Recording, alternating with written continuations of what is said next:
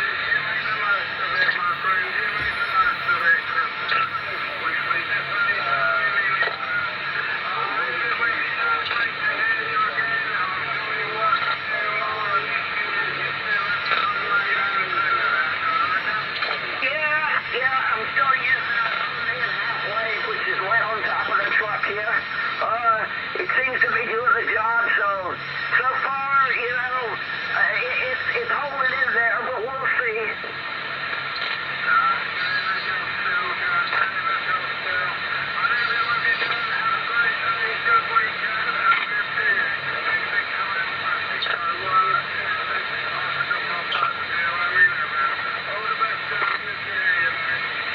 Yeah, the 26 Oscar Papa 011 from the UK.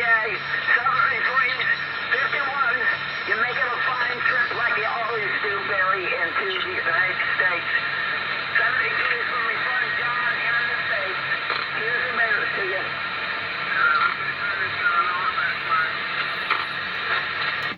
110, try. The 110. 101 is a mobile. Okay, 601 163 Oscar Papa 110. 163 Oscar Papa 110. Name is Darren. I think it's John. Good morning, good afternoon from Wales. I'm just testing out a little CB radio, so I'm only using 20 watts. 20 watts, over. Yeah, okay, Roger. I'm just going off right on the coast of North Carolina, sticking out in the water. Yeah, well, we're transmitting from the seaside town of Tenby. I think your name's John. I think we've worked before, over.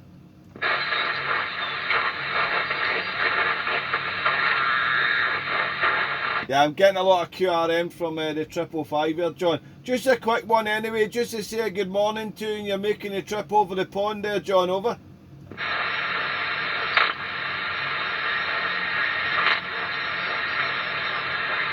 well, I think I lost your signal. But We'll go to the other radio. Probably getting better on the icon.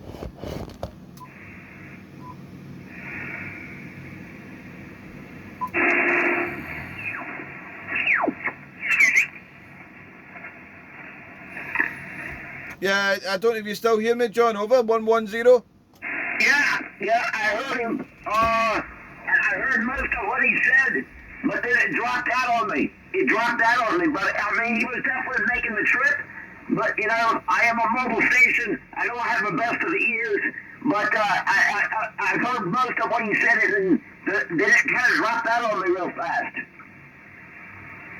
Yeah, I was only running 20 watts from a little CB radio, a President Jackson, John.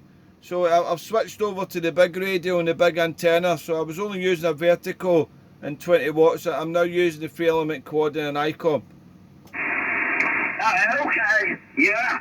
I wasn't sure if it was you or somebody else, but I never heard you. And that's not too bad considering the conditions today aren't that great. So the 21st made the trip. I mean, I'm surprised I even heard it, knowing the conditions today aren't very good. Yeah, they're very unstable, aren't they? Stateside is coming over, but not as strong as they normally are. So I think it's the conditions are definitely changing there, John. But yeah, you're 5 and 7, 5 and 9 here with the quad, and you were about a 5 and 5 here on the vertical. So I'm hearing you a lot better on the quad there. Right, we won't hold you any longer. Enjoy your DXing from the mobile, John. Nice to hear you. And hopefully we cross the turners again. Let's hope the conditions pick up a little bit better than what they are. There's a few about the band there, but it's not as strong as it normally is there. But Mother Nature will decide on that one. Over. Yeah, Roger. Yeah, I don't even hear anybody from the States this whole morning when I've been driving around. All I heard was Europe. I haven't heard not one station from the States. Oh, surprising there. So do you have many operators nearby to you?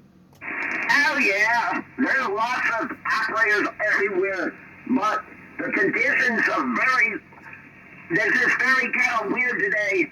I mean, I heard a couple of stations from the States, but I'm on the East Coast, right, sticking out in the water. So actually my conditions a lot of times is better for Europe than it is to the States. But in the afternoon it's better in the States, but in the morning, all I hear is Europe, and I hear a couple of stations from the States, but this morning I don't hear anything, all I hear is Europe. Oh, strange conditions. Well, I worked a few stations in England about 200 miles away. A couple of stations in England, which I don't normally hear, so we're getting some like backscatter local skip as well coming in there, so interesting to hear it at this time of year. John there. Well, you take it easy, John. Nice to hear you, mate. Enjoy your weekend and enjoy the mobile DX. And it's fantastic that you can mobile DX over the pond. It's just a terrific hobby. Over. Yeah, and Roger. Well, it has a lot to do with the location too. It is the radio, it is the antenna, but it's also the location, and then it's the condition. So it's kind of all four. You really know what's going to happen.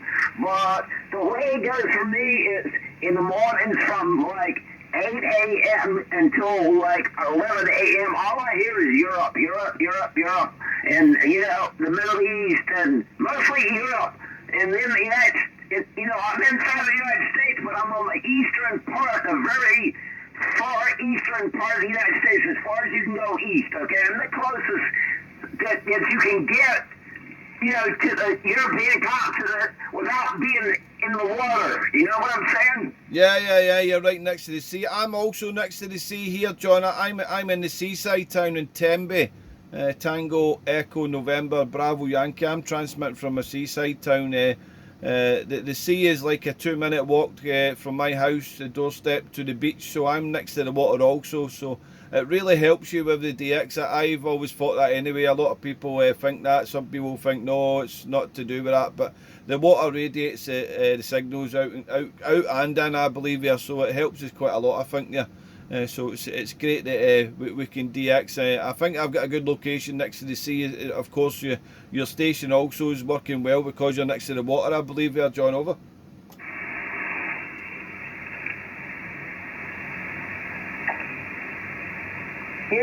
Yeah, because that last over, right there, you were just 10 over 9. I had you 10 over 9. And probably one of the most popular stations I heard coming out of Europe this morning has been you. So you're 10 over 9 right now in my truck, is that right, man? Oh, that's just incredible. Well, I'm getting you about a 5 and 5, 5 and 7. Sometimes you're going to S9, but we've got some QSB also there. But it's definitely working. But what are you using for antenna? Your radio again? Over.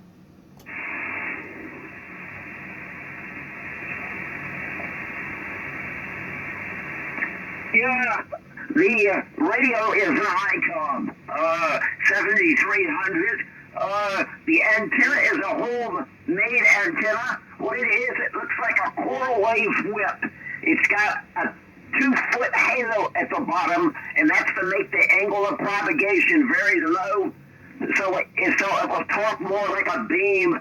And then it's got a massive coil that's gamma match with a gamma match section to the quarter wave section, which makes it electrically a half wave. So it's a whip looking antenna with a halo. So, you know, you can drive with it. It looks like a quarter wave whip, but it's got a weird looking part at the bottom, and then it also has a massive coil at the bottom that's gamma matched to the quarter wave section. So you can't buy it. I mean, I'm pretty sure you've never seen one before. Is that right? Yeah, no, I haven't seen one, mate. Is it manufactured? I know you said you can't buy it. Did you make it? Is it homebrew? You design it yourself?